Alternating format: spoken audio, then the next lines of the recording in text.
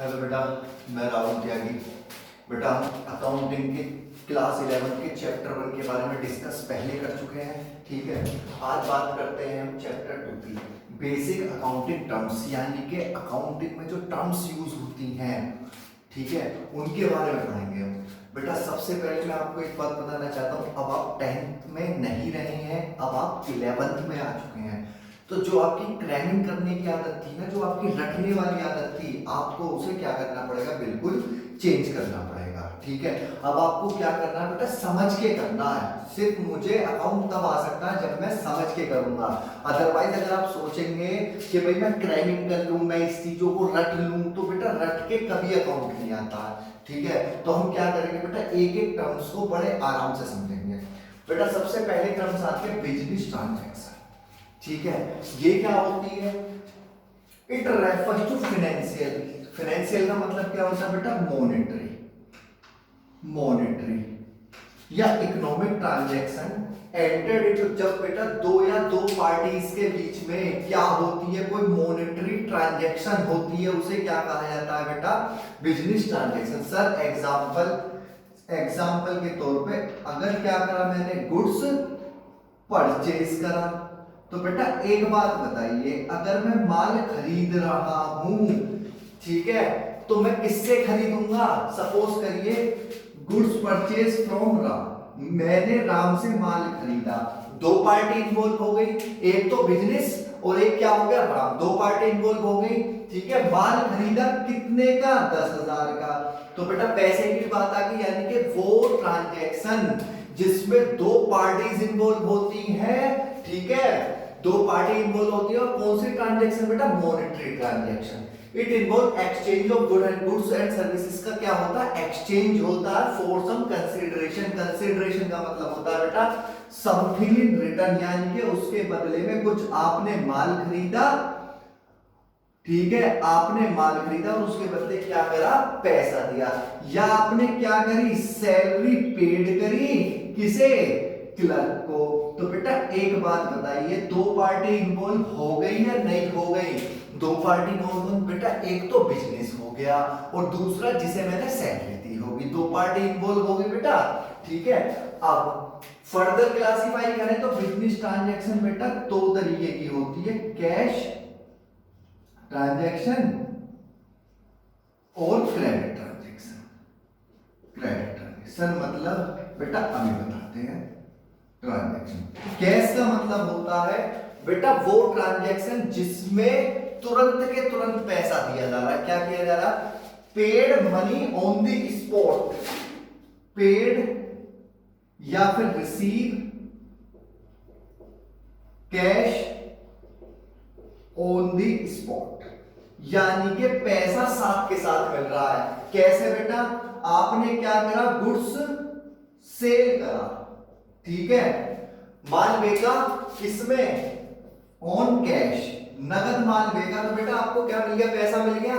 ठीक है, और क्रेडिट ट्रांजैक्शन क्या होती है, अमाउंट पेड या फिर रिसीव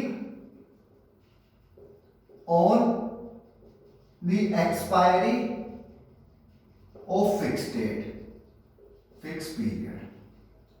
सर इसका मतलब क्या हो बेटा, आपने माल खरीदा चुन्नू लाल से, आपने क्या कहा चुन्ना लाल से कि भाई मैं आपका पैसा 3 महीने बाद दूंगा। बेटा ट्रांजैक्शन तो हो गई, इकोनॉमिक ट्रांजैक्शन, पैसा तो देना है, आज नहीं दिया तो कल देना पड़ेगा, तो उसे क्या कहते हैं, क्रेडिट ट्रांजैक्शन। कैश ट्रांजैक्शन क्या होती है, जिसमें कैश मुझे ऑन द स्पॉट देना पड़ता है। क्रेडिट ट्रांजैक्शन क्या होती है, जिसमें क्या होता है, माल मैंने उधार खरीदा, पेमेंट जो करूंगा या पेमेंट जो मिलेगी after the expiry of fix period, एक फिक्स पीरियड की एक्सपायरी के बाद मुझे क्या मिलती है, पेमेंट रिसीव होती है या मैं उसे पेड करता हूं। ठीक है बेटा, आया समझ में आप लोगों को या नहीं, बेसिक टर्म की अकाउंट्स। ठीक है बेटा, अकाउंट का मतलब होता है खाता। It record all business transaction, बेटा जो बिजनेस ट्रांजैक्शन को क्या करता हूं मैं, रिकॉर्ड करता हूं एक सिस्टमैटिक फॉर्म में, उसे क्या कहा जाता है, अकाउंट कहा जाता है। In chronological order, chronological order का मैं आपको पहले भी बता चुका हूं, क्रोनोलॉजिकल का मतलब क्या होता है, डेट वाइज। आया समझ में? अकाउंट का मतलब होता है बिजनेस ट्रांजैक्शन को सिस्टमेटिक तरीके से जहां पर मैं रिकॉर्ड करता हूं उसे क्या कहा जाएगा बेटा?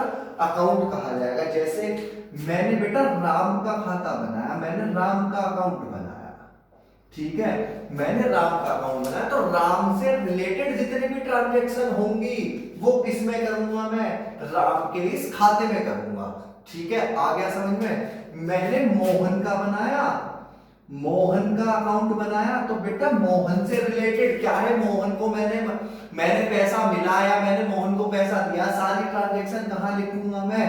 इसमें। या मैंने क्या बनाया? कैश अकाउंट बनाया, ठीक है, सारा पैसा मेरे पास आया और पैसा कितना गया वो सारा रिकॉर्ड कहां पर रखूंगा? कैश अकाउंट में। सर तो हम ये पढ़ेंगे बेटा, इन्हें पढ़ेंगे थोड़े समय बाद, ठीक है।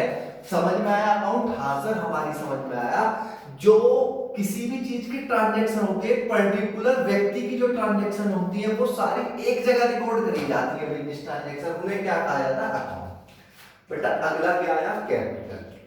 सर ये क्या होता है? बेटा कैपिटल होता है।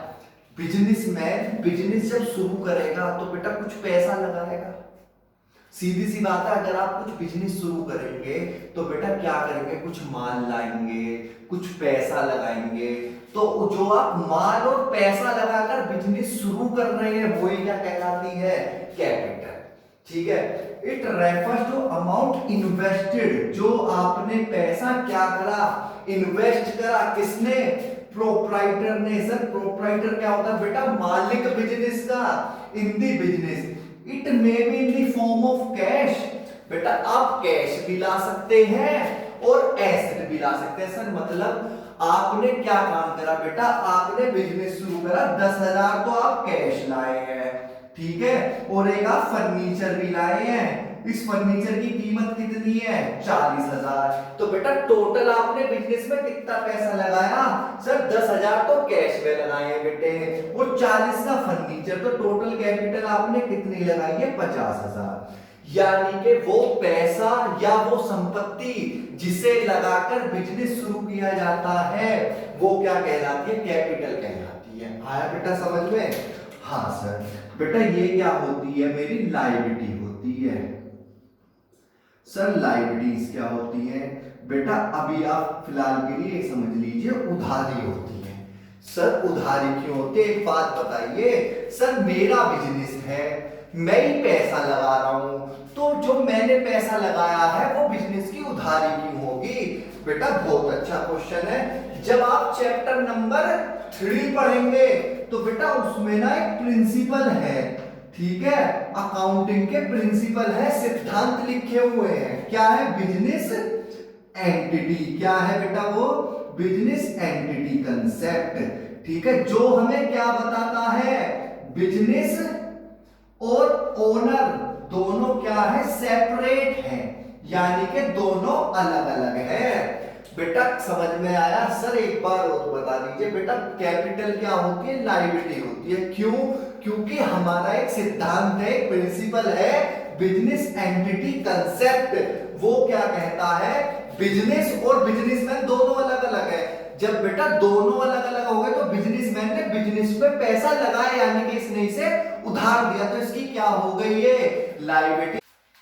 अब बात करते हैं बेटा ड्रॉइंग्स की। ड्रॉइंग्स क्या होती है? It refers to amount of cash, पैसा, विड्रॉन और द वैल्यू ऑफ गुड्स। इसका मतलब ये है या तो पैसा या फिर माल, जो किसने विड्रॉ कर लिया?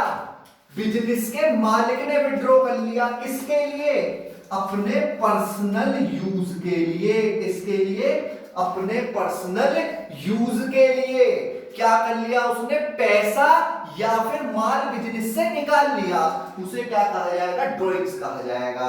मान लीजिए कोई बिजनेसमैन बिजनेस से 10,000 रुपए निकालता अपने पर्सनल यूज के लिए, तो बेटा वो क्या कहलाएगी? ड्रॉइंग्स। लेकिन अगर वो पैसा निकालता बिजनेस यूज के लिए तब वो ड्रॉइंग्स नहीं होगी। मेन क्या है बेटा? कीवर्ड है आपका पर्सनल यूज। यानी कि अगर मैं पर्सनल यूज के लिए पैसा या फिर माल निकाल रहा हूं तो वो क्या कहलाती है? ड्रॉइंग्स कहलाती है। बेटा ये हमारी कैपिटल को क्या करती है? इट रिड्यूसेस कैपिटल, ये हमारी कैपिटल को क्या करती है, कम करती है। ठीक है बेटा, बिजनेसमैन ने जो पैसा लगाया है उसे क्या कहते हैं, कैपिटल। ड्राइंग करेंगे तो वो क्या कर देती है, उसे रिड्यूस कर देती है। आया बेटा समझ में या नहीं आया? सर आ गया। क्या आया बेटा, कैपिटल क्या होती है, कैपिटल सर जो बिजनेसमैन ने बिजनेस में पैसा या फिर एसेट लगाई है शुरू करने के लिए, बेटा ये हमारी लायबिलिटी होती है। हाँ सर, अभी आपने बताया ये हमारी लायबिलिटी होती है। क्यों होती है बेटा जी? सर आपने बताया एक अकाउंटिंग का प्रिंसिपल है क्या, बिजनेस एंटिटी कंसेप्ट, जो क्या कहता है बिजनेस और बिजनेसमैन दोनों अलग हैं। जब दोनों अलग हो गए तो बिजनेसमैन ने जो बिजनेस में पैसा लगाया उसकी क्या हो गई, उधारी हो गई।